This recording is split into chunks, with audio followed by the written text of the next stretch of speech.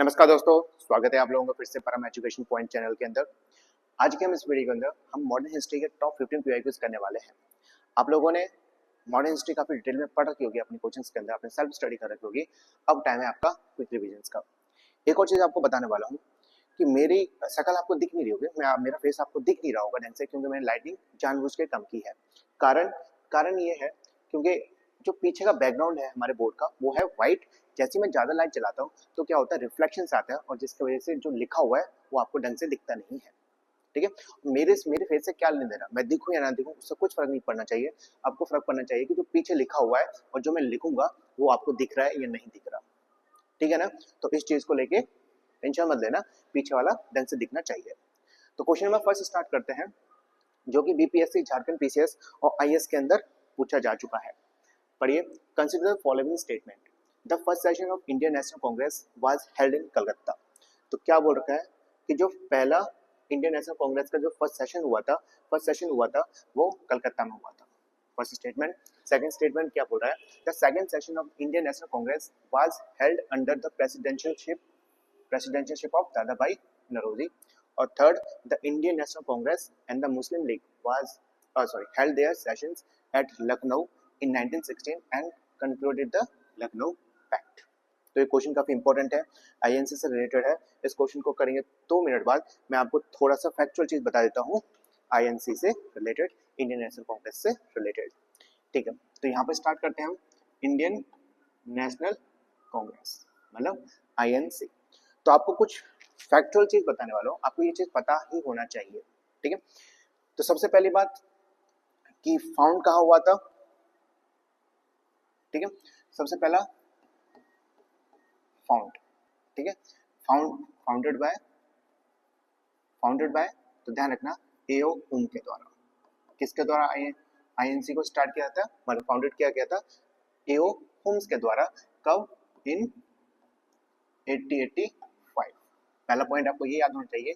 और उस टाइम पे वाइसराय कौन था, ये पूछा जाता है कि आईएनसी का जो फॉर्मेशन हुआ था वो किसके कार्यकाल में हुआ था। ठीक है, कौन वाइसराय था, तो आपको ध्यान रखना है वाइसरॉय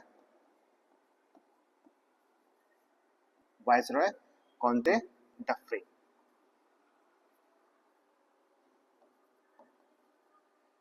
कौन था वाइसरॉय? वाइसरॉय डफरिन था। ठीक है, अब हम बात करते हैं सेशन से रिलेटेड क्वेश्चंस। तो जो सबसे ज्यादा क्वेश्चन पूछे जाते हैं वो सेशन से ही रिलेटेड क्वेश्चन पूछते हैं, और जो ये वाला क्वेश्चन है वो भी सेशन से रिलेटेड क्वेश्चन था।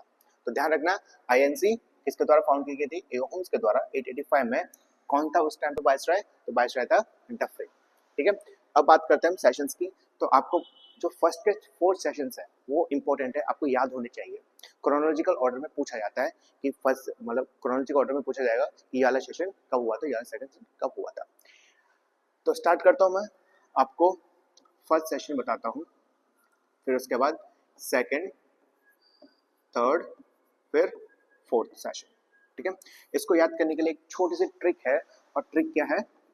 छोटी सी आपके पास क्या है? ट्रिक है। और ट्रिक है आपके पास बम्बई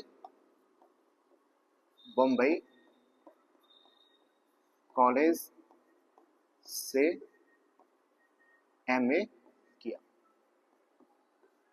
ठीक है, बम्बई कॉलेज से एमए किया। अब देखो B4 ये है ना, बम्बई कॉलेज से एमए किया। B4 क्या है? B4 आता है आपका बम्बई। ठीक है, C4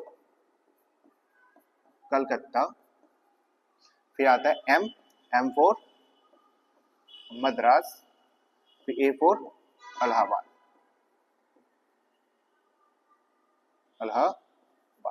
तो ये इंपॉर्टेंट है, ध्यान रखना। बम्बई कॉलेज से एमए किया, बम्बई, कलकत्ता, मद्रास और इलाहाबाद। ठीक है, अब इसी से एक और क्वेश्चन रिलेटेड पूछा जाता है कि किसके द्वारा प्रेसाइड किया गया है। किसके द्वारा प्रेसाइड किया गया है? तो सबसे पहला जो आईएनसी था वो प्रेसाइड किया गया था डब्ल्यूसी बनर्जी के द्वारा। ठीक है, किसके द्वारा? डब्ल्यूसी बनर्जी के द्वारा। और जो सेकंड सेशन था वो किसके द्वारा प्रेसाइड किया गया था? तो ध्यान रखना आप, दादा भाई नौरोजी, दादा भाई नौरोजी के द्वारा। ठीक है, और मद्रास का सेशन मतलब जो थर्ड सेशन था आईएनसी का वो किसके द्वारा प्रेसाइड किया गया था? ये इंपॉर्टेंट है 2 तरीके से। ठीक है, एक तो मद्रास सेशन की वजह से और दूसरा प्रेसिडेंट की वजह से। तो किसके द्वारा प्रेसाइड किया गया है, आपको याद रखना है, बदरुद्दीन बदरुद्दीन तैयबजी। किसके द्वारा, बदरुद्दीन तैयबजी के द्वारा। हिस्ट्री को बता देते हैं, ठीक है। अब जो फोर्थ सेशन है इलाहाबाद का, वो किसके द्वारा प्रेसाइड किया गया है, तो आपको याद रखना है जॉर्ज यूले, जॉर्ज यूले के द्वारा। अब देखिए, अब आपको एक एडिशनल इंफॉर्मेशन देता हूँ। बदरुद्दीन तैयबजी, जो बदरुद्दीन तैयबजी थे वो फर्स्ट मुस्लिम थे। फर्स्ट कौन थे, फर्स्ट मुस्लिम प्रेसिडेंट थे आईएनसी के, ठीक है। और जॉर्ज यूले, जॉर्ज यूले क्यों इंपॉर्टेंट है, क्योंकि ये फर्स्ट इंग्लिशमैन थे। कौन थे ये, फर्स्ट इंग्लिशमैन प्रेसिडेंट थे। तो ये इंपॉर्टेंट है। बदरुद्दीन तैयबजी, कैसे क्वेश्चन पूछा जाता है कि आईएनसी को प्रेसाइड करने वाले फर्स्ट मुस्लिम कौन थे, तो आपको ध्यान रखना है बदरुद्दीन तैयबजी। क्वेश्चन ऐसे पूछा जाता है कि आईएनसी को इंग्लिशमैन के द्वारा, फर्स्ट इंग्लिशमैन के द्वारा प्रेसाइड किया गया था, कौन थे, जॉर्ज यूले, ठीक है। इसके अलावा मैं आपको कुछ और इंफॉर्मेशन दूंगा जो कि गजब की इंफॉर्मेशन होगी। फर्स्ट वुमेन, बताइए फर्स्ट वुमेन, तो आप बोलोगे फर्स्ट वुमेन थी एनी बेसेंट, एनी बेसेंट। कौन सा सेशन था, किस सेशन में मतलब प्रेसिडेंट बनी थी, तो ध्यान रखना कलकत्ता सेशन में। कहाँ, कलकत्ता में, कब, 1917 में। अब आपसे बोला जाए first Indian women, first Indian women जो प्रेसिडेंट रही है आईएनसी की, तो उसका सही आंसर क्या होगा, सरोजनी नायडू। सरोजनी नायडू कहां पर, ये है आपकी कानपुर, कब हुई थी, 1925। तो ये सारी आपको इंफॉर्मेशन होनी चाहिए। इसके अलावा भी क्वेश्चन पूछे जाते हैं। एक इंपॉर्टेंट सेशन है जिसका नाम है बेलगाम, बेलगाम सेशन, ठीक है। बेलगाम सेशन कब हुआ था, ध्यान रखना 1924 में। और क्यों पूछा जाता है एग्जाम्स में, क्योंकि गांधी जी पहली बार और आखिरी बार आईएनसी के प्रेसिडेंट किया था, प्रेसिडेंट बने थे, प्रेसाइड किया था आईएनसी के सेशन को। वो कौन सा सेशन था, बेलगाम सेशन। कब हुआ था, 1924 में, ठीक है। गांधी जी का फर्स्ट सेशन था, फर्स्ट और लास्ट सेशन था, फर्स्ट और लास्ट बोल सकते हो, ठीक है। ये सारी की सारी इंफॉर्मेशन आपको पता होनी चाहिए।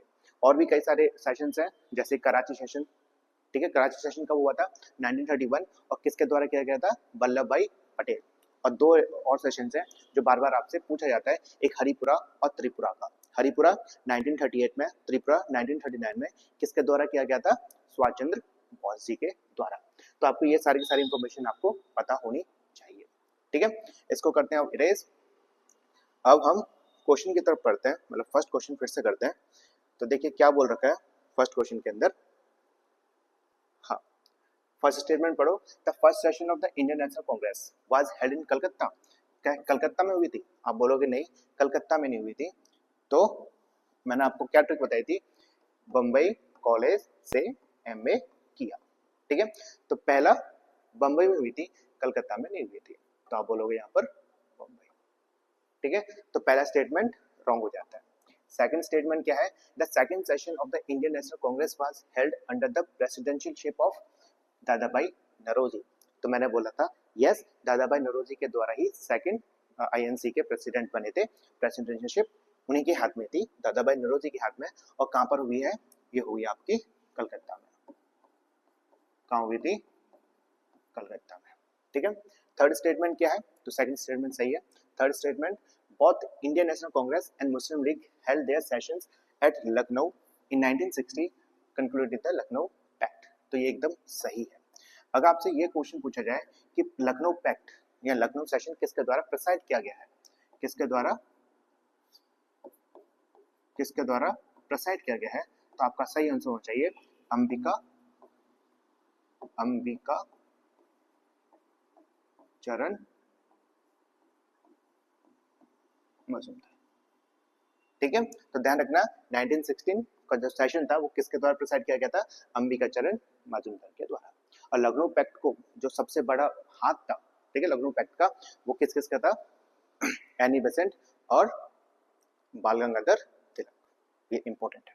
ठीक है, तो इसका सही आंसर क्या है, 2 और 3, option number C is the correct answer. ठीक, अब इसको करते हैं इरेज। हम करते हैं क्वेश्चन नंबर सेकंड, काफी इंपॉर्टेंट है, यूपी पीसीएस प्री 2021 में पूछा गया है, पढ़ो।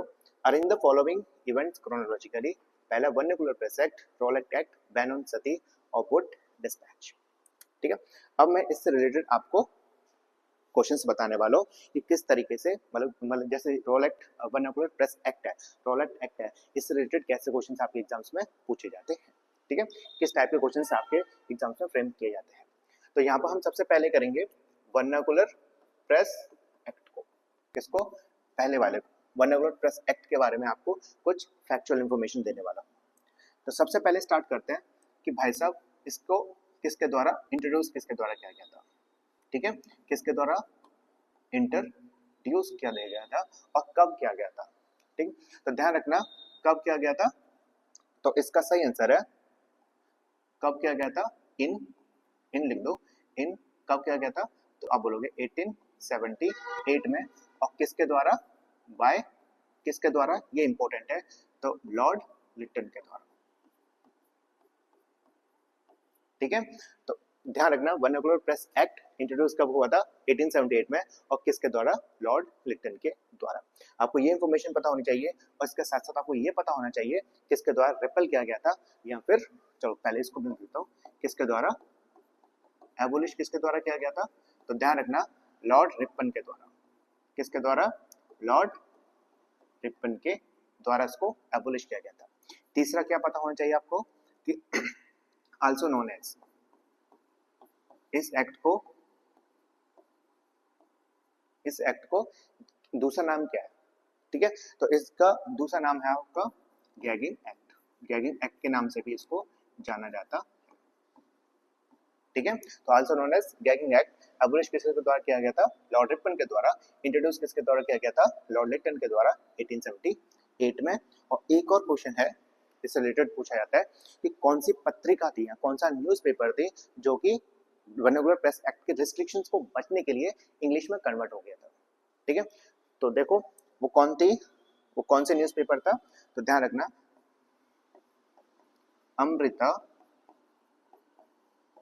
बाजार पत्रिका, अमृता बाजार पत्रिका, अमृता बाजार पत्रिका जो कि ओरिजिनली कैसी थी, ओरिजिनली थी बंगाली लैंग्वेज में थी, ये कन्वर्ट हो गई थी इसमें इंग्लिश लैंग्वेज में। ठीक है, ताकि जो वर्नाकुलर प्रेस के ऊपर रिस्ट्रिक्शंस लगाए हुए थे, ठीक है, जो इंडियन लैंग्वेजेस थे उसके ऊपर जो रिस्ट्रिक्शंस लगाए थे उससे बचने के लिए अमृता बाजार पत्रिका बंगाली से किस में कन्वर्ट हो गई, इंग्लिश लैंग्वेज में कन्वर्ट हो गई। एक और क्वेश्चन पूछा जाता है खासकर अमृता बाजार पत्रिका से, ये किसके द्वारा फाउंड किया गया है, तो ध्यान रखना मतलब जो अमृता बाजार पत्रिका ये न्यूज़पेपर है किसके द्वारा स्टार्ट किया गया था, तो ये किया गया था शिशिर कुमार घोष, शिशिर कुमार घोष और मोतीलाल घोष के द्वारा। ठीक है, तो ये आपको पता होना चाहिए वर्नाकुलर प्रेस एक्ट से रिलेटेड। तो ध्यान रखना इंट्रोड्यूस 1878 में किसके द्वारा, लॉर्ड रिपन के द्वारा एबोलिश किया गया है, लॉर्ड रिपन के द्वारा। और वर्नाकुलर प्रेस एक्ट को हम गैगिंग एक्ट के नाम से भी जानते हैं। और जो इसके वर्नाकुलर प्रेस एक्ट के द्वारा जो रिस्ट्रिक्शंस लगाए थे उस रिस्ट्रिक्शन को बचने के लिए इंग्लिश में कन्वर्ट हो गई थी कौन सा न्यूज़पेपर, अमृता बाजार पत्रिका। और अमृता बाजार पत्रिका को किसके द्वारा स्टार्ट किया गया है, शिशिर कुमार घोष और मोतीलाल घोष के द्वारा। तो इसको मैं करता हूँ इरेज। अब बात करते हैं रोलेट एक्ट की, किसकी, रोलेट एक्ट। ठीक है सर, रोलेट एक्ट कब आया था, सबसे पहले ये बताओ कब हुआ था, इंट्रोड्यूस कब हुआ था, तो आप बोलोगे इंट्रोड्यूस हुआ है 1919 में। कब हुआ था, 1919 में। और वाइसराय कौन था उस टाइम पे, वाइसराय या गवर्नर जनरल कौन था, गवर्नर जनरल कौन था, तो ध्यान रखना चैम्सफोर्ड। कौन था, चैम्सफोर्ड। इसको भी एक दूसरे नाम से जानते हैं, आल्सो नोन एज, ये इंपॉर्टेंट है, पूछा जा चुका है। तो also known as anarchical and revolutionary crime act के द्वारा। ठीक है, तो रॉलेट कब आया था? 1919 में। उस टाइम पे कौन वाइसराय था, कौन गवर्नर जनरल था? तो Chelmsford, also known as anarchical and revolutionary crime act. ठीक है, तो इसको भी करते हैं इरेज। अब बात करते हैं सती से रिलेटेड क्वेश्चंस। सती इंपॉर्टेंट है, सती काफी बार पूछा जा चुका है। तो ये बताइए, जो सती की जो फर्स्ट प्रैक्टिस थी, मतलब सती की जो प्रैक्टिस थी, फर्स्ट मेंशन कहां पर है, किस इंस्क्रिप्शन में जो सती की प्रैक्टिस सबसे पहले देखी गई है, सबसे पहले पढ़ी गई है? तो ध्यान रखना, फर्स्ट मेंशन सती प्रैक्टिस कहां पर? इंपॉर्टेंट है, कई बार पूछा जा चुका है, तो आपको ये ध्यान रखना है। ये मेंशन थी ईरान इंस्क्रिप्शन में। कहाँ? Iran inscription. ईरान इंस्क्रिप्शन कहाँ मिली है? ध्यान रखना, मध्य प्रदेश। ठीक है, तो फर्स्ट मेंशन सती प्रैक्टिस ईरान इंस्क्रिप्शन कहाँ? मध्य प्रदेश में। अब बात करते हैं इसको, जो प्रैक्टिस थी, सती प्रैक्टिस थी, उसको एबोलिश कब किया गया है, इसको खत्म कब किया गया है? तो यहाँ पर आएगा इन और बाय। कब की गई थी खत्म? तो ध्यान रखना 1829 में। और किसके द्वारा? ये इंपॉर्टेंट है, विलियम बेंटिक के द्वारा। किसके द्वारा? बेंटिक के द्वारा। ठीक है, तो ध्यान रखना, सती प्रैक्टिस सबसे पहले जो सती प्रैक्टिस थी कहां पर मेंशन है? तो ईरान इंस्क्रिप्शन मध्य प्रदेश में। और किसके द्वारा एबोलिश किया गया है? लॉर्ड विलियम बेंटिक के द्वारा। कब? 1829। अब बात करते हैं वुड डिस्पैच। तो वुड डिस्पैच कब आया है? तो वुड डिस्पैच आया आपका 1854 में। ठीक है, वुड डिस्पैच 1854 में। अब इसकी पूरी डेट लिख लेते हैं, फिर उसके बाद इसको हम अरेंज करेंगे। वर्नाकुलर प्रेस एक्ट मैंने बताया था 1878, रॉलेट एक्ट 1990, बैन ऑन सती 1829 और वुड डिस्पैच 1854। तो इसका मतलब पहला आएगा क्रोनोलॉजिकल ऑर्डर में, पहला आएगा थर्ड, फिर कौन सा आएगा? फिर आएगा आपके पास फोर्थ, फिर फर्स्ट, फिर उसके बाद सेकंड। 3412, तो 3412 option number C is the correct answer. ठीक है, अब हम करते हैं क्वेश्चन नंबर थर्ड। काफी बार पूछा जा चुका है यूपीपीसीएस के अंदर। पढ़िए, match list one with the list second and select the correct answer from the code given below. Codes मैंने लिखे नहीं है, तो कोड्स को लिखने में थोड़ा सा टाइम लगता है और इतना स्पेस भी नहीं है, और मुझे लगता है कि आपको हर एक चीज पता होनी चाहिए। ठीक है, तो क्लाइव लिस्ट वन के अंदर कुछ पर्सनैलिटीज के नाम है, पर्सन्स के नाम है, और सेकंड लिस्ट के अंदर क्या है कि उन्होंने क्या क्या काम किया है। ठीक है, तो Clive removal of the press restrictions, B partition of Bengal, dual government in Bengal, या इंग्लिश एजुकेशन। तो आप लोग जानते हो क्लाइव के लिए डुअल गवर्नमेंट इन बंगाल। ठीक, अब हम यहाँ पर बात कर लेते हैं डुअल गवर्नमेंट की। डुअल गवर्नमेंट आप लोगों ने काफी डिटेल में पढ़ा होगा डुअल गवर्नमेंट। हम यहाँ पर ओनली फैक्चुअल चीजें पढ़ने वाले हैं। ठीक है, तो पहला डुअल गवर्नमेंट स्टार्ट किसने किया था? सबसे पहले ये बता दो, स्टार्ट कब हुआ था और किसने किया था? तो स्टार्ट किया गया है क्लाइव के द्वारा। कब किया गया था? After treaty of Allahabad. Treaty of Allahabad कब हुई थी? ध्यान रखना 1765 में। और किसकी वजह से हुई थी? कौन सा एक बैटल था? तो battle of Buxar. Battle of Buxar. Battle of boxer कब हुआ है? 1764 में। किस किस के बीच में, वो हम करेंगे बाद में डिस्कस। ठीक है, तो स्टार्ट रॉबर्ट क्लाइव के द्वारा आफ्टर ट्रीटी ऑफ इलाहाबाद 1765 में। और ट्रीटी किसकी थी? बैटल ऑफ बॉक्सर 1764 में। अब बात करते हैं इसको एंड किसने किया था। ठीक है, तो एंड कब हुआ है ये भी इंपॉर्टेंट है। तो एंड हुआ है 1772 में। किसके द्वारा? हेस्टिंग के द्वारा। ठीक है, तो डुअल गवर्नमेंट आपको ये सारी चीजें याद रखनी है। इसको करते हैं इरेज। अब बेंटिक के द्वारा ऑप्शन है आपके पास removal of the press restrictions, partition of Bengal, dual government in Bengal और इंग्लिश एजुकेशन। तो ध्यान रखना बेंटिक इंग्लिश एजुकेशन के लिए जाने जाते हैं। ठीक है, Charles Metcalfe removal of the press restrictions या partition of Bengal, dual government in Bengal या इंग्लिश एजुकेशन। तो आप लोग जानते हो जो चार्ल्स मेटकाल्फ थे वो रिमूवल ऑफ प्रेस रिस्ट्रिक्शन के लिए जाने जाते हैं। एक चार्ल्स मेटकाल्फ को हम लिबरेटर ऑफ इंडियन प्रेस के नाम से जानते हैं। ये इंपॉर्टेंट है। कौन सा कि पूछा जाता है डायरेक्टली कि कौन सा वायसराय को हम लिबरेटर ऑफ इंडियन प्रेस कहा जाता है, तो ध्यान रखना चार्ल्स मेटकाल्फ। अच्छा, रिमूवल प्रेस रिस्ट्रिक्शंस, तो कौन सा रिस्ट्रिक्शन को हटाया था? तो एक एक्ट था लाइसेंसिंग रेगुलेशन एक्ट 1823। ठीक है, लाइसेंसिंग रेगुलेशन एक्ट 1823, उसको क्या किया गया था? एबोलिश किया गया था किसके द्वारा? चार्ल्स मेटकाल्फ के द्वारा। इसलिए इनको क्या कहा जाता है? लिबरेटर ऑफ इंडियन प्रेस कहा जाता है। ठीक है, कर्जन ने क्या किया है? पार्टीशन ऑफ बंगाल, आप लोग जानते हो 1905 में। तो इसको फिर से एक बार मैच कर लेते हैं। Clive, dual government in Bengal, Bentinck, English education, Charles Metcalfe, removal of the press restrictions, Curzon, partition of Bengal. ठीक है सर, अब करते हैं हम नेक्स्ट क्वेश्चन नंबर 4 RSRTO और UPBO में पूछा गया है, इंपॉर्टेंट क्वेश्चन है। पढ़िए, list 1 match list 1 and the list second, select the correct answer. तो देखिए लिस्ट 1 लिस्ट सेकंड के अंदर कुछ दे रखा है और मैंने कोड्स लिखे नहीं है क्योंकि आपको हर एक चीज पता होनी चाहिए।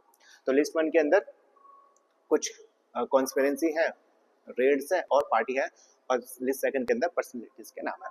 तो आपको ये बताना है कि कौन सा किससे रिलेटेड है।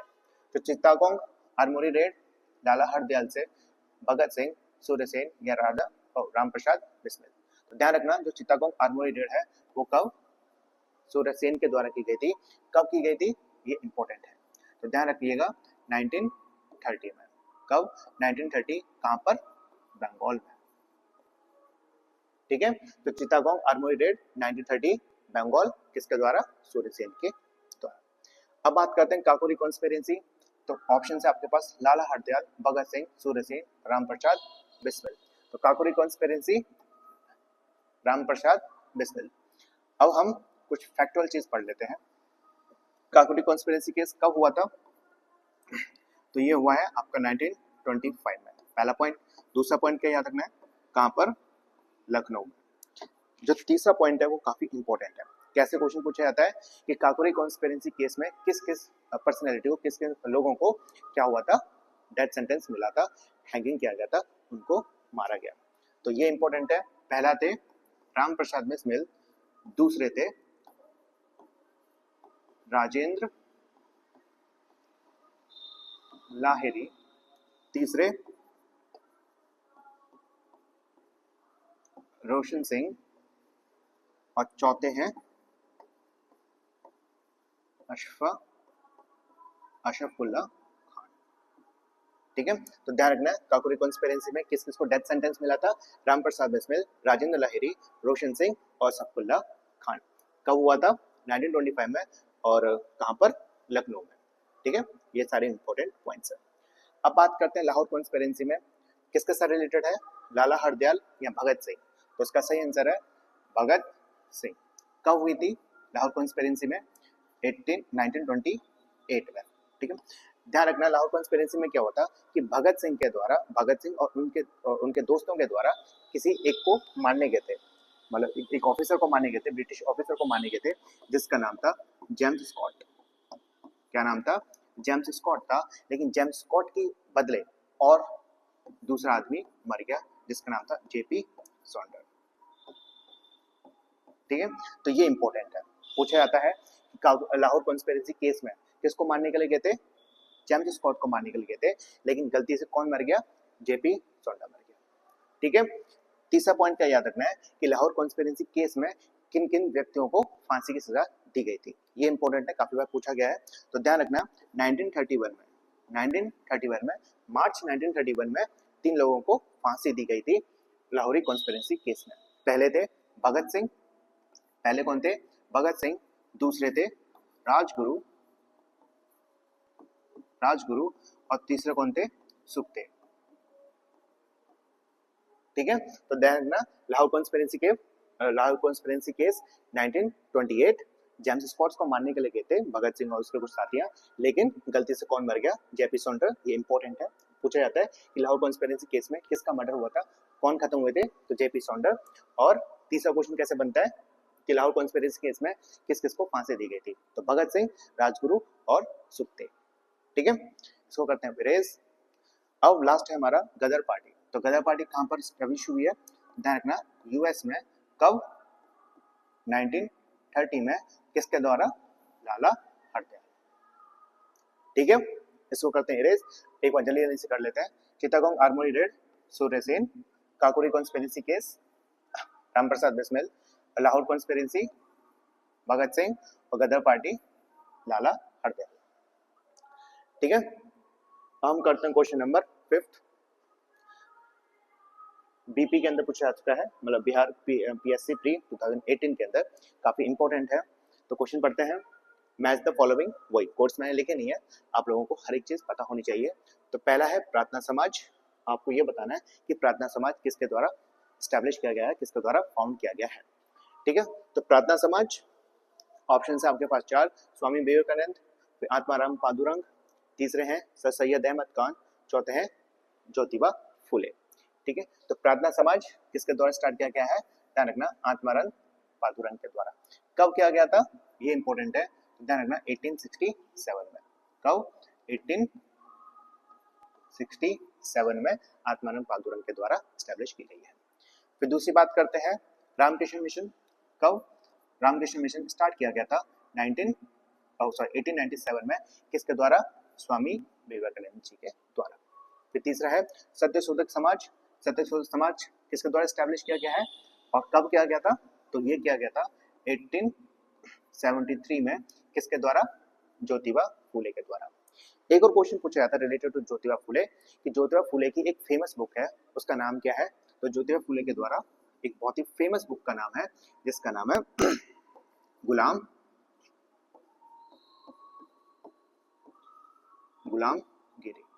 ठीक है, ज्योतिबा फूले की एक फेमस बुक है जिसका नाम है गुलामगिरी। उन्होंने कौन सा ऑर्गेनाइजेशन बनाया, कौन सा समाज बनाया था? सत्यशोधक समाज। कब? 1873 में। ठीक है, तीसरा है Mohammad Anglo Oriental College Aligarh. यह बनाया गया था, किसके द्वारा फाउंड किया गया है? तो सर सैयद अहमद खान। कब? 1875 में। ठीक है सर, अब जल्दी जल्दी से हम एक बार कर लेते हैं। प्रार्थना समाज किसके द्वारा फाउंड किया गया है? आत्माराम पादुरंग के द्वारा। रामकृष्ण मिशन, स्वामी विवेकानंद। सत्यशोधक समाज, ज्योतिबा फूले। और Mohammedan Anglo Oriental College, Sir Syed Ahmad Khan. ध्यान रखना, सर सैयद अहमद खान के द्वारा एक और चीज बनाई है जिसका नाम है साइंटिफिक सोसाइटी। Scientific society. ठीक है, सर सैयद अहमद खान के द्वारा साइंटिफिक सोसाइटी का भी फाउंडेशन रखा गया था। तो ये भी इंपॉर्टेंट है, कभी कभार आपसे साइंटिफिक सोसाइटी भी पूछी जाती है। ठीक है, अब करते हैं क्वेश्चन नंबर 6, जो कि यूपीपीसीएस 2015-2017 में पूछा गया है। क्वेश्चन पढ़िए, which of the following act was pass in 1856। तो आपसे पूछा जा रहा है कि कौन से एक्ट्स 1856 में पास हुए थे। तो पहला है religious disability act, sati prohibition act, Hindu widow remarriage act और पॉलिसी ऑफ एनेक्सेशन। तो हम पहले पढ़ते हैं, रिलीजियस डिसेबिलिटी एक्ट कब पास हुआ था? ध्यान रखना 1850 में। ठीक, सती प्रोविजन एक्ट मैंने आपको बता दिया था 1829 में।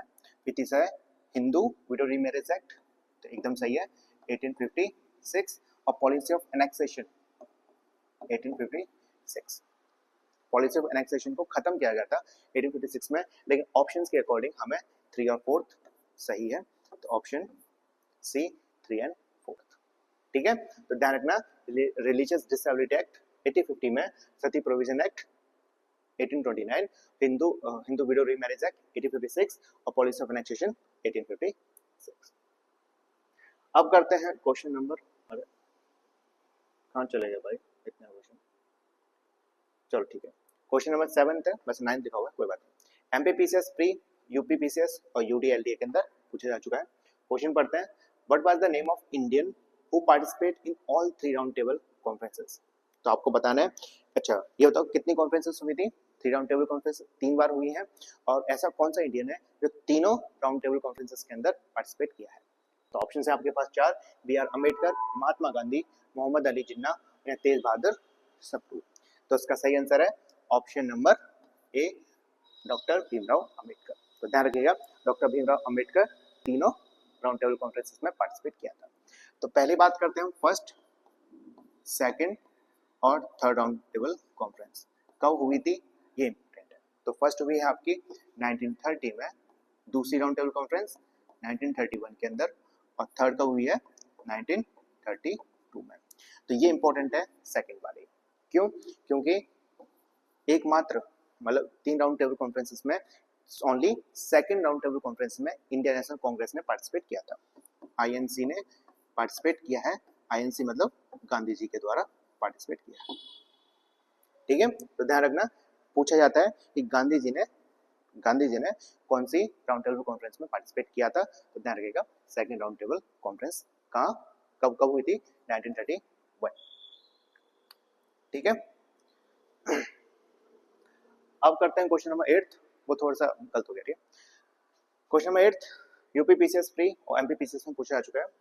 पढ़िए, match list 1 and the list second, select the correct answer from the code given below. तो मैंने कोड्स लिखे नहीं है क्योंकि मुझे लगता है कि आपको सब कुछ पता होना चाहिए, कोड्स लिखने की आवश्यकता नहीं है। इसको करने से पहले मैं एक छोटा सा प्यारा सा एक ट्रिक दूंगा, और ये काफी इंपॉर्टेंट ट्रिक है। तो डॉक्टर ऑफ फ्लैप्स पॉलिसी, ठीक है, अब इससे रिलेटेड एक ट्रिक है, आपको पता होनी चाहिए। तो क्या है? साथ जाएंगे सब बोलेंगे उठ जा ना अब। देखो ये ट्रिक है वो मैंने खुद बनाई है। अगर आप लोगों को पता है कोई भी ट्रिक इससे रिलेटेड तो आप मुझे बता सकते हैं। ठीक है, कमेंट बॉक्स में बता दो अगर आपको इससे अच्छी कोई ट्रिक पता हो तो। ये तो मैंने खुद बनाई है, हंसना मत। ठीक है, तो क्या है? साथ जाएंगे सब बोलेंगे उठ जाना अब। ठीक है, याद करने की जरूरत नहीं है, ये डेट है, याद करने की जरूरत नहीं है, बस इस ट्रिक को याद कर लो, 4-5 बोलोगे तो अपने आप याद हो जाएगा। तो पहला है सात मतलब Satara, J Jaipur, S A Sambalpur, B Bhagat, उ Udaipur, J Jhansi, N Nagpur, A से अवध। ठीक है, ये इंपॉर्टेंट है और बार बार ये क्वेश्चन पूछा जाता है। क्रोनोलॉजिकल ऑर्डर में अरेंज कीजिए। तो ध्यान रखना, साथ जाएंगे सब बोलेंगे, साथ जाएंगे सब बोलेंगे उठ जा ना अब। ठीक है, तो यहाँ पर स्टार्ट करते हैं। क्या ट्रिक है, क्या ट्रिक है बताइए? साथ जाएंगे सब बोलेंगे उठ जा ना अब। आपको क्या करना है? आपको एक एक अक्षर याद होना चाहिए, पहला पहला। ठीक है, तो सबसे पहला है सतारा, फिर से बोलो सतारा, फिर दूसरा क्या था? जयपुर, तीसरा बताओ संबलपुर, चौथा भगत, यू फॉर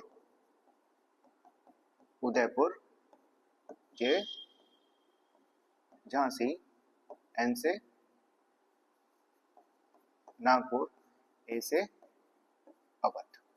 ठीक है, ये आपको याद होना चाहिए। अब इसको हम करते हैं अरेंज।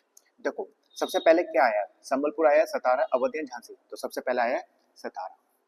ठीक है, तो सबसे पहले सतारा है, कैसे करोगे आप? सतारा, फिर सतारा के बाद जयपुर नहीं है, फिर संबलपुर, सतारा,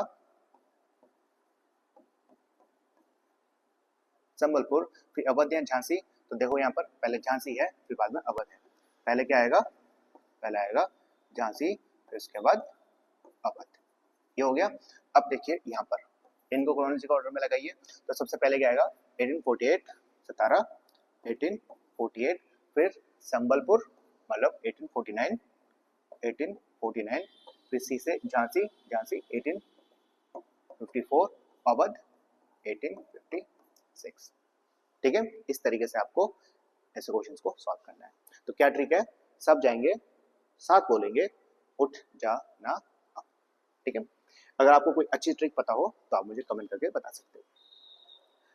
अब हम करते हैं क्वेश्चन नंबर नाइन्थ, अच्छा क्वेश्चन है, which one of the following is correct chronological order of the battles fought in the India in 18th century. देखो आजकल जो इंडियन हिस्ट्री का जो ट्रेंड है ना वो थोड़ा सा चेंज हो गया है, वो आपसे क्रोनोलॉजिकल ऑर्डर में ज्यादातर क्वेश्चन पूछे जाते हैं, ठीक है। तो इसलिए मैं ज्यादा से ज्यादा क्वेश्चन आपको क्रोनोलॉजिकल ऑर्डर में कराता हूँ, और सबसे ज्यादा जो बच्चों को डिफिकल्टी होती है ना वो है डेट याद करना। तो मैं जितने क्वेश्चन है ज्यादा से ज्यादा क्वेश्चन में डेट से रिलेटेड क्वेश्चन लेके आता हूँ, ताकि आप रिविजन कर रहे हो, ठीक है। आप जो क्वेश्चन है जो आप कर रहे हो, जो आप वीडियो देख रहे हो, वो आप रिविजन के पर्पज से कर रहे हो, ठीक है। तो battle of Wandiwash, battle of Buxar, battle of Ambur और बैटल ऑफ प्लासी, तो आपको ये सारे के सारे डेट्स याद होनी चाहिए। तो यहाँ पर है बैटल्स, ठीक है। तो मैं आपको एक एक बैटल की डेट बताने वाला हूँ। तो सबसे पहले बात करते हैं, क्या पूछा है, बॉन्डीवॉश।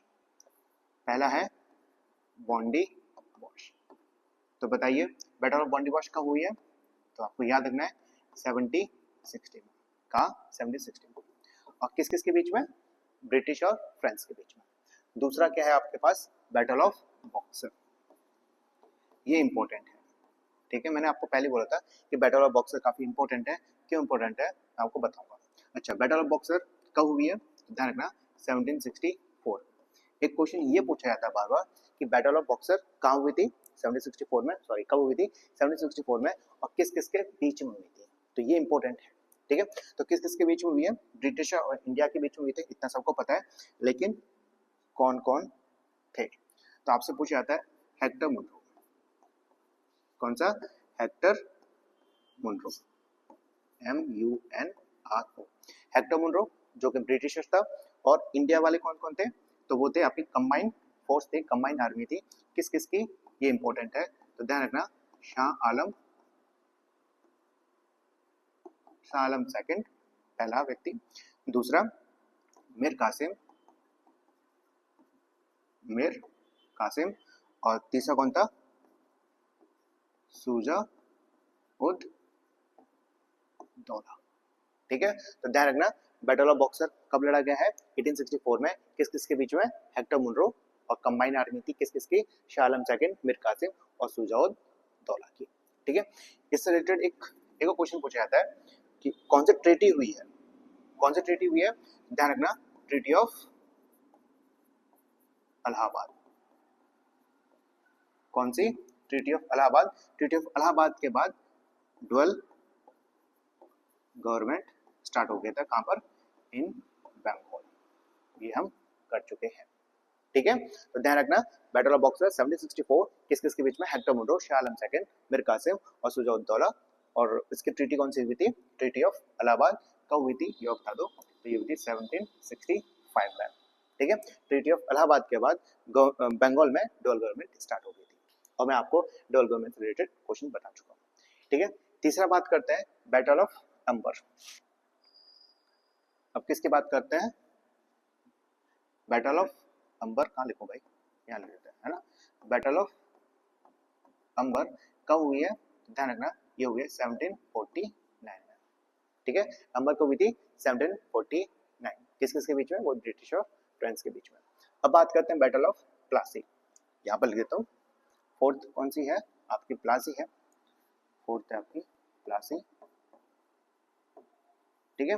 कब हुई है, तो ये हुई है 1757 में, किस किस के बीच में, ये अच्छा क्वेश्चन है, पूछा जाता है। तो ध्यान रखना क्लाइव के बीच में और सिराज उद दौला, ठीक है। एक बात का ध्यान रखना, यहाँ सुजा उद दौला है, यहाँ पर सिराज उद दौला है, ठीक है। इस चीज को लेकर थोड़ी सी कंफ्यूजन हो जाती है। अब ये अगर ये इंफॉर्मेशन आपको पता है तो आप ये क्वेश्चन इजीली सॉल्व कर सकते हैं। तो बताइए बैटल ऑफ बंदीवाश, ये ऑप्शन गलत हो जाता है क्योंकि ये तो 1760 में, बल्कि 1760 में सबसे पहला कौन सा ऑप्शन आना चाहिए, सबसे पहला आना चाहिए बैटल ऑफ अंबर का। तो बताइए बैटल ऑफ अंबर कहाँ पर है, बी और डी ऑप्शन में, battle of Amber, battle of Plassey या बॉक्सर, इन दोनों में से सबसे पहले कौन सा हुआ है, बैटल ऑफ प्लासी पहले हुआ है, बैटल ऑफ बॉक्सर, तो आप बोलोगे पहले हुआ है बैटल ऑफ प्लासी 1757 में, क्योंकि बॉक्सर हुआ है 1764 में।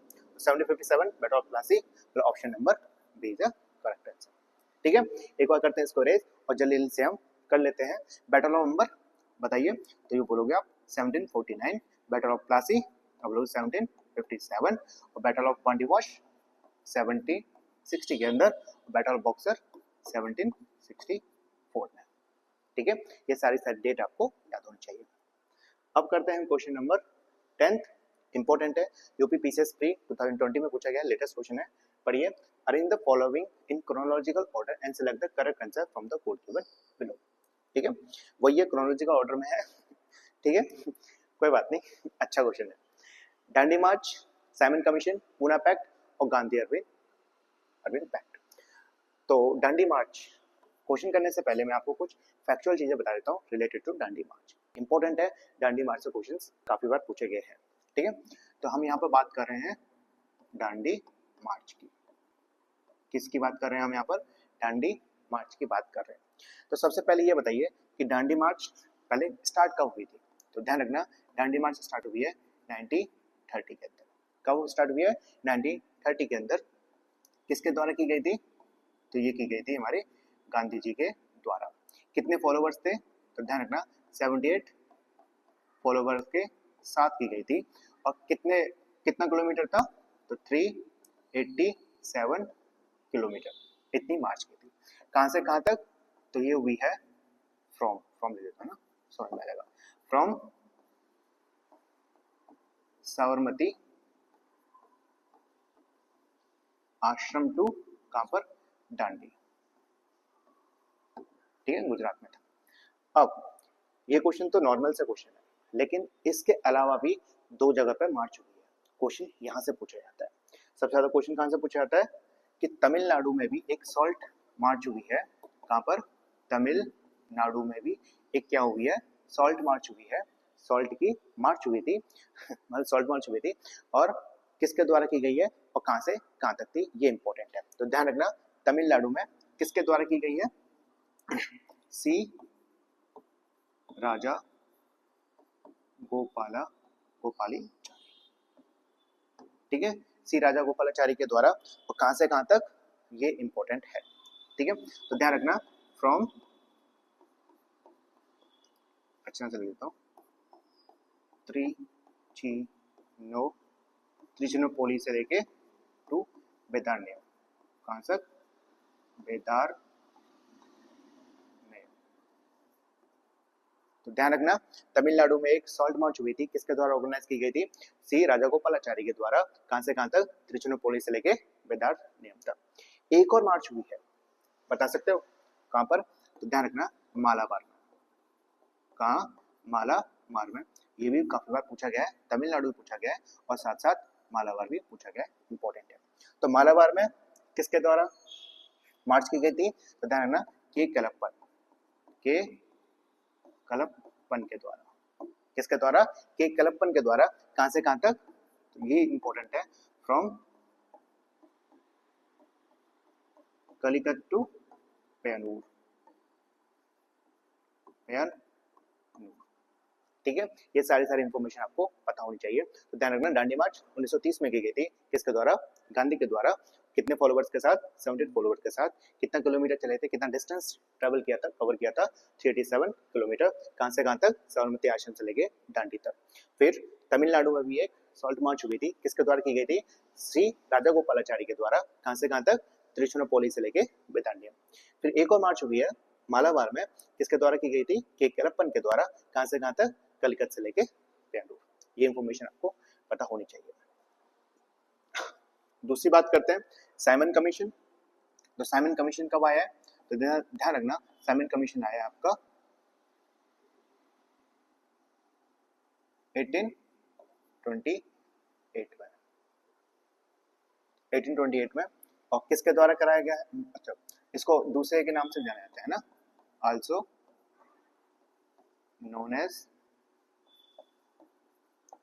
इंडियन स्टैट्यूटरी कमीशन के नाम से भी जाना जाता है। ठीक है, तो ध्यान रखना, कब हुई थी? 1928। पूना पैक्ट हुई है 1932। किस किस के बीच में? तो ध्यान रखिएगा, ये इंपॉर्टेंट है, कभी कभी पूछा जाता है कि पूना पैक्ट किस किस के बीच में हुआ है। तो ध्यान रखना, गांधी जी के बीच में, गांधी जी और BR अम्बेडकर। ठीक है, तो ध्यान रखना पुणे पैक्ट 1932 गांधी और बी आर अम्बेडकर। गांधी और पैक्ट ये हुए हमारे 1931 में, ठीक है। इसको मैं रेज करता हूँ, एक बार फिर से पढ़ते हैं। दांडी मार्च 1930, ठीक है, साइमन कमीशन 1928, पुणे पैक्ट 1932 और गांधी पैक्ट 1931। तो पहले क्या आएगा, सेकंड, फिर उसके बाद Dandi March first and first, फिर उसके बाद गांधी पैक्ट मतलब फोर्थ, मतलब option number C is the correct answer. अब हम करते हैं क्वेश्चन नंबर 11th, इंपॉर्टेंट है, यूपी पीसीएस और एमपी पीसीएस में पूछा गया है 2018 और 2020 में। The following European powers enter into Indian trades at one time और द अदर्स। तो आपको ये बताना है कि कौन सी यूरोपियन पावर्स इंडिया के अंदर आई थी, उसको क्रोनोलॉजिकल ऑर्डर में अरेंज करना है। इंग्लिश, डच, फ्रेंच या पुर्तगीज। इसके लिए एक छोटी सी ट्रिक लेकर आया हूं जिसका नाम है PDEDF। देखो भाई, मुझे तो इसी तरीके से याद है, ठीक है। अगर आपके पास कोई अच्छी ट्रिक हो तो आप मुझे कमेंट करके बता सकते हो, ठीक। तो पहला करते हैं, P से P4 Portuguese, P4 Portuguese, D4 Dutch, E4 English, Britishers, D4 dense, F4 French, ठीक है। तो PDEDF, और एक बार ये भी पूछा जाता है S फॉर स्वीडिश, खुश, S फॉर स्वीडिश। तो PDEDF S, Portuguese, Dutch, English, dense, France और स्वीडिश। तो बताइए, तो सबसे पहले आए थे पुर्तगीज, तो ये आ गया आपका पहला नंबर। फिर उसके बाद कौन है, डच, ये आ गया आपका सेकंड। फिर थर्ड इंग्लिश, फिर लास्ट में कौन है, फ्रेंच, फोर्थ। तो कैसा आएगा आपके पास, 4 4 2 1 3, मतलब option number B is the correct answer, ठीक है सर। इसको करते हैं क्लीन। अब करते हैं हम क्वेश्चन नंबर 12 की तरफ। इंपॉर्टेंट है, यूपी पीएससी 2018 में पूछा गया है, पढ़िए। Arrange the following events in their chronological order and select the correct answer from the code given below. तो हमारे पास कुछ कमीशंस हैं, खासकर कौन से कमीशंस हैं, ये आपके एजुकेशन रिलेटेड कमीशंस हैं। तो आपको क्रोनोलॉजिकल ऑर्डर में इसको अरेंज करना पड़ेगा। तो मैं पहले आपको जितने भी कमीशंस आए हैं उसको एक बार बता देता हूँ, ठीक है। तो सबसे पहला आया है, आपको कौन से याद होने चाहिए, ये है आपका मैकुले माइन्यूट, मैकुले का माइन्यूट। फिर दूसरा है आपका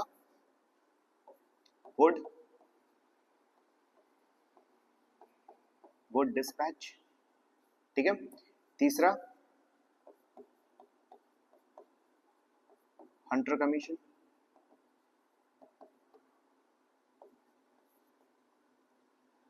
फिर है सैडलर कमेटी, फिर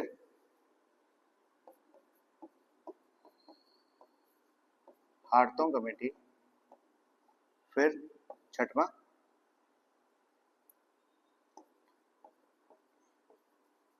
फिर आपका वार्धा स्कीम आया था,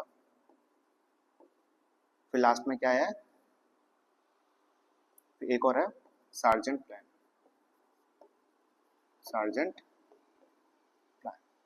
ठीक है। ये सारी की सारी चीजें आपको याद होनी चाहिए। अब मैं इसकी डेट्स बताता हूँ। तो मैकुले माइन्यूट्स 1835 में, वुड डिस्पैच 1854 के अंदर, हंटर कमीशन कब आया है, 1882 में। फिर सैडलर कमेटी ये आई आपकी 1917 से 1919। फिर हार्टोंग कमेटी 1929 है या 1924 है। वार्धा स्कीम 1937 और सार्जेंट प्लान 1944, ठीक है। ये सारी की सारी इंफॉर्मेशन आपको पता होनी चाहिए। और अगर मैं आपको ट्रिक दूं, छोटी सी ट्रिक, मैं बात ये है, मैं आपको ट्रिक इसलिए नहीं बता रहा था, मैंने कैसे ये अरेंज कर दिया इसलिए नहीं बता रहा था, क्योंकि ये ट्रिक मैंने खुद बनाई है और मुझे नहीं पता कि ये ट्रिक कैसी है, बस मुझे याद है। अगर आपको मैं बता सकता हूँ, लेकिन बस हंसना नहीं, ठीक है। तो ट्रिक क्या है, तो ध्यान रखना, मैं वुड हंटर, मैं वुड हंटर, मैं वुड हंटर सैड होके, कैसे होके, सैड होकर, सैड होकर, सैड मतलब थोड़ा सैड होकर, सैड होके war the plan, plan PLAN plan बनाया, ठीक है। मैं वुड हंटर, मैं वुड हंटर सैड होके वार द प्लान बनाया, मैं से माइकल एमेनुएट्स, डब्ल्यू से वुड, वुड डिस्पैच, एच से हंटर, एच से सैडलर, एच से हार्टॉग, डब्ल्यू से वार द स्कीम और प्लान से सार्जेंट प्लान, ठीक है। तो ये आपको याद होना चाहिए और डेट मुझे याद है, ठीक है। तो अब बताइए सबसे पहले क्या आया था, हंटर, सैडलर, वुड या फिर सार्जेंट। तो आप बोलोगे सबसे पहला आया आपका कौन सा, वुड डिस्पैच, ठीक है। वन से कौन सा ऑप्शन स्टार्ट हो रहा है, वन, ये और ये, मतलब ए और सी में से कोई हो सकता है, बी और सी तो ऑप्शन खत्म, ठीक है। फिर उसके बाद हंटर कमीशन या सैडलर, तब बोलोगे पहला आया हंटर, तो ये आ गया सेकंड, तो first second option number is a correct answer. नहीं नहीं नहीं, अच्छा वन भी है या वन, टू और टू, अब हम देखना पड़ेगा थ्री और फोर में से। अब बताओ कि सबसे पहले, फिर उसके बाद पहले वुड डिस्पैच आया था, फिर उसके बाद हंटर कमीशन, तीसरा कौन सा आया है, तीसरा सैडलर कमीशन, मतलब थर्ड, फिर आएगा सार्जेंट प्लान सबसे लास्ट में था। तो 1 2 3 4, 1 2 3 4 option number C is correct, ठीक है। तो 1 2 3 4 ये सब आपको याद होना चाहिए। अब करते हैं हम क्वेश्चन नंबर 13, इंपॉर्टेंट है, यूपीपीसीएस में आ चुका है, पढ़िए, मैच द करेक्टली, ठीक है। तो आपको करेक्टली मैच करना है। सबसे पहले चाइल्ड मैरिज, चाइल्ड मैरिज किससे रिलेटेड है, ईश्वरचंद्र विद्यासागर, कर्नल स्लीमेंस, एमजे रनांदे या फिर लॉर्ड हेस्टिंग। तो ध्यान रखिएगा जो चाइल्ड मैरिज है वो एमजी रनांदे से। फिर suppression of thuggees, Ishwarchandra Vidyasagar, colonel Sleemans या लॉर्ड हेस्टिंग। तो ध्यान रखिएगा thuggees, colonel Sleemans. Wood sorry widow remarriage, widow remarriage Ishwarchandra Vidyasagar, और सुप्रेशन ऑफ पिंडारीज किससे, लॉर्ड हेस्टिंग, ठीक है। तो क्या आएगा, ए का three option number A is the correct answer, ठीक है सर। इसको करते हैं इरेज। अब करते हैं हम क्वेश्चन नंबर 14, ठीक है। इंपॉर्टेंट है, यूपी यूडीए एलडीए प्री के अंदर आ चुका है। क्वेश्चन पढ़िए, match list one and list second and select the current answer using the code given below. तो लिस्ट वन के अंदर कुछ दे रखे हैं, प्रोविजंस दे रखे हैं, और लिस्ट सेकंड के अंदर कुछ एक्ट दे रखे हैं। तो आपको ये बताना है कौन सा प्रोविजन किस एक्ट से लाया गया है। तो पहला है establishment of board of control, establishment of board of control, regulating act 773, fits India act 1784 या कार्टर एक्ट 1813 या कार्टर 1833। तो ध्यान रखना establishment of board of control किससे, फिट्स इंडिया एक्ट 1784 से। एस्टैब्लिशमेंट ऑफ सुप्रीम कोर्ट किससे लाया गया था, तो ध्यान रखिएगा रेगुलेटिंग एक्ट 1773 से। अब इस सेंटेंस को मैं पूरा करता हूँ, एस्टैब्लिशमेंट ऑफ सुप्रीम कोर्ट कहाँ पर, एट फोर्ट विलियम, कहाँ पर, इन कलकत्ता, ठीक है, रेगुलेटिंग एक्ट से। तो इंपॉर्टेंट है, ध्यान रखिएगा। Permission of appointment of Christian missionaries in India, तो ये हुआ था कार्टर एक्ट 1813, ध्यान रखिएगा। इसके साथ एक और बड़ी फेमस चीज हुई थी, कार्टर एक्ट इंपॉर्टेंट है, तो एक तो क्रिश्चियन मिशनरीज को परमिशन दे दी गई थी, आप इंडिया में आके अपने रिलीजियस अफेयर को प्रमोट कर सकते हैं। और दूसरा क्या पॉइंट हुआ था, जो ईस्ट इंडिया कंपनी है, ईस्ट इंडिया कंपनी की जो मोनोपोली थी उसको क्या कर दिया गया, एबोलिश्ड कर दिया गया, किस किस को छोड़ के, एक्सेप्ट फॉर टी, चाय को छोड़ के, और चाइना ट्रेड, ठीक है, ये इंपॉर्टेंट है। फिर उसके बाद addition of law of member in governor general council, ये कब हुआ था, किसके द्वारा, कार्टर एक्ट 1833, ठीक है। इसको करते हैं इरेज। अब करते हैं हम आगे क्वेश्चन नंबर 15, लास्ट क्वेश्चन है, इंपॉर्टेंट क्वेश्चन है, यूपीपीसीएस प्री 2017 के अंदर पूछा गया है, पढ़िए। Who among the following ran Congress radio during the quit India movement, ठीक है। तो क्विट इंडिया मूवमेंट के दौरान कांग्रेस रेडियो किसके द्वारा चलाया गया था। तो चार ऑप्शन है आपके पास, अरुणा असफ अली, जयप्रकाश नारायण, उषा मेहता या नॉन ऑफ द अबव। तो उसका सही आंसर है उषा मेहता, ठीक है। तो ये 15 क्वेश्चन हमने कंप्लीट कर लिया। मैं जानता हूँ कि मेरा थोड़ा पढ़ाने का जो स्टाइल है थोड़ा सा बोरिंग स्टाइल है, मैं बीच में बात नहीं करता, मैं लगातार क्वेश्चन पर क्वेश्चन क्वेश्चन पर क्वेश्चन करता हूँ, तो थोड़ा बहुत सीख जाऊँगा। और बस यही कहना है, अगर आपको अच्छा लगा तो प्लीज़ लाइक शेयर और सब्सक्राइब जरूर कर दीजिए, और आप मुझे कमेंट करके बताइए कि आपके 15 मार्क्स से कितने मार्क्स लेकर आए हो। ठीक है, तो आशा करता हूँ पसंद आया होगा। प्लीज़ अपने दोस्तों के साथ शेयर कर दो, और आपकी एक छोटी सी कमेंट, एक छोटा सा बेल आइकन जो होता है ना, सब्सक्राइब वाला जो आइकन होता है, उसको प्रेस कर दो। उससे काफ़ी सारी हमें मोटिवेशन मिलता है, मुझे इंकरेजमेंट मिलता है कि मैं और अच्छे अच्छे क्वेश्चन लेकर आऊँ, ज़्यादा से ज़्यादा वीडियो अपलोड कर सकूँ। बस आपको छोटा सा सपोर्ट करना है। सपोर्ट क्या है? लाइक शेयर और सब्सक्राइब कर दीजिए, है ना, जितना ज़्यादा हो सकता है अपने दोस्तों के साथ शेयर कर दीजिए। तो आज के लिए बस इतना, आशा करते हैं पसंद आए हो। तो ठीक है, पढ़ने पढ़ने पर ध्यान दो, और मुझे बताना कि आपके 15 में से कितने नंबर आए हैं। ठीक है।